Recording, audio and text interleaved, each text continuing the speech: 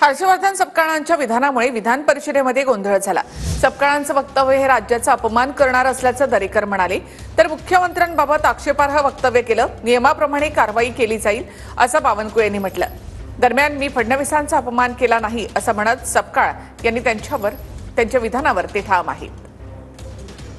देवेंद्रजींची तुलना औरंगजेबाशी त्याचा क्रूर प्रशासक जसा औरंगजेब होता तशा प्रकारे औरंगजेबाशी तुलना करण्याचं एक घाणेरड्या अशा प्रकारचं कृत्य त्यांनी त्या ठिकाणी केलेलं आहे आणि हा महाराष्ट्राचा अपमान आहे। या विधिमंडळाच्या सभागृहाचा अवमान केलेला आहे आणि त्याच्याप्रमाणे कठोर अशा प्रकारची कारवाई किंवा समज या ठिकाणी प्रदेशाध्यक्षांना देण्याची आवश्यकता आहे। माननीय मुख्यमंत्र्यांबद्दल जे काही आक्षेपार्ह वक्तव्य हर्षवर्धन सपकाळ यांनी केलं आहे, हे जर आपल्या निदर्शनास आलं तर नियमाप्रमाणे कारवाई करण्यात येईल।